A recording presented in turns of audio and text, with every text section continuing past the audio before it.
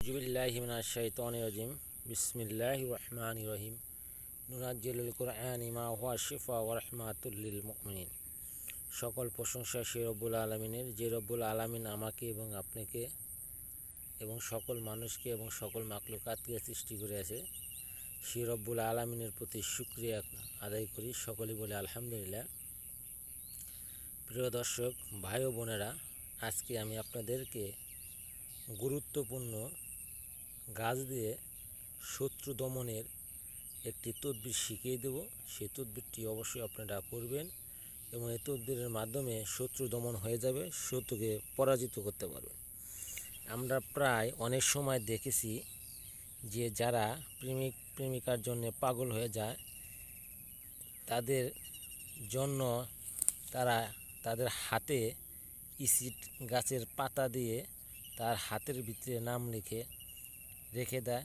সে পাতার ফলে কিন্তু হাতের নামগুলো স্পষ্ট হয়ে ওঠে এবং আপনার ওই ইসিড গাছের যে ইসিড পাতাতে রয়েছে, সে পাতার কারণে সেইখানে নামটি ভালোভাবে পরিষ্কারভাবে শরীরে মাংস ভেদ করে সেই লেখাগুলো পুষ্টভাবে ওঠে এবং মানুষে তখন বুঝতে পারে সে যে কোনো নারীর সাথে সে একটি সম্পর্ক করেছে। আজকে আমি সেই গাছটি আপনাদেরকে তুলে দেখাবো। এইখানে অনেকগুলাই গাছ রয়েছে। এই যে গাছটি আমার হাতে দেখতেছেন, এটাই সেই ইসিড গাছ। এই গাছ দিয়ে আপনি কিভাবে তাকে দমন করবেন বা শত্রুকে কিভাবে শায়েস্তা করবেন, সেটা কিন্তু আপনাকে শিখতে হবে। এই গাছটা আপনাকে শনিবার অথবা মঙ্গলবারে সংগ্রহ করতে হবে। এক নিঃশ্বাসে যাকে আপনি প্রতিহত করতে চান, ধ্বংস করতে চান, শত্রুকে সাজা দিতে চান, অবশ্যই আপনি ওই শত্রুর নাম নিয়ে এই গাছটি তুলবেন।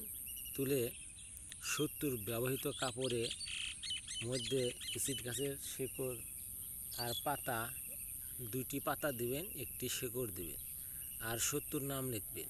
লিখে ওই কাপড়টি মুড়িয়ে সুন্দর করে পেঁচিয়ে শত্রুর চলাচলের রাস্তায় বা শত্রুর বাড়িতে রেখে দেবেন। আস্তে আস্তে কাপড় যখন আপনার পচে যাবে, নষ্ট হয়ে যাবে, তখন শত্রুর শরীর আস্তে আস্তে পচন ধরবে এবং শত্রুর বিভিন্ন জায়গায় ঘা বাইর হবে, শত্রু ক্ষতি হওয়া শুরু হবে। আমি আপনাদেরকে এই তদবিরটি শিখাইলাম, কিন্তু আমি আপনাদেরকে আবারও বলছি আল্লাহর হস্তে, যে আল্লাহর কসম করে বলি, অন্যায়ভাবে যে এই তদবিরটি করবে, আল্লাহ তাআলা তাহার কপালে এই তদবিরের ক্ষতি লিখে রাখবে। আশা করি যারা ভুক্তভোগী হয়েছেন, ক্ষতিগ্রস্ত হয়েছেন, শত্রুর অতৃপ্তিকর হয়ে গেছেন, তারা অবশ্যই কাজটি করার আগে অবশ্যই আমার কাছ থেকে অনুমতি নিয়ে তারপরে কাজটি করবেন। যদি অন্যায়ভাবে কাজটি করেন, আপনাদের কাজ হবে না এবং আল্লাহ তাআলা আপনাদেরকে কোনো দিনও মাফ করবে না। কারণ আপনারা অন্যায়ভাবে কোনো লোকের উপর এই কাজটি করতে পারেন না। আমি আপনাদেরকে শিখিয়ে দিয়েছি এই জন্যে যে শত্রু থেকে আপনারা রেহাই পাওয়ার জন্যে এই তদবিরটি করবেন।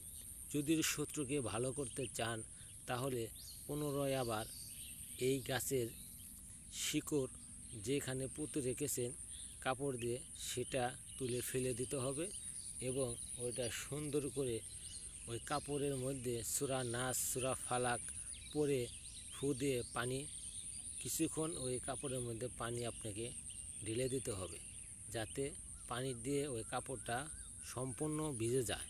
তাহলে ওই শত্রুর শরীর আবারও পুনরায় ঠিক হয়ে আসবে এবং তার গাগুলো ভালো হয়ে যাবে। আশা করি আমার কথাগুলো সকলেই মনোযোগ সহকারে শুনছেন বা বুঝছেন। আমি আবারও বলছি আল্লাহর কসম করে, যারা অন্যায়ভাবে এই কাজটি করবেন তারা অবশ্যই গুনাহগার হবে।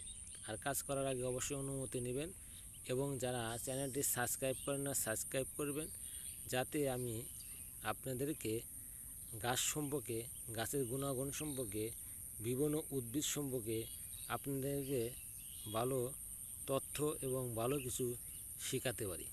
আসসালামু আলাইকুম।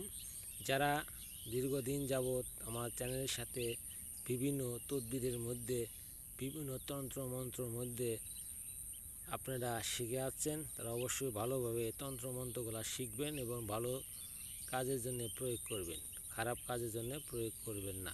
আসসালামু আলাইকুম।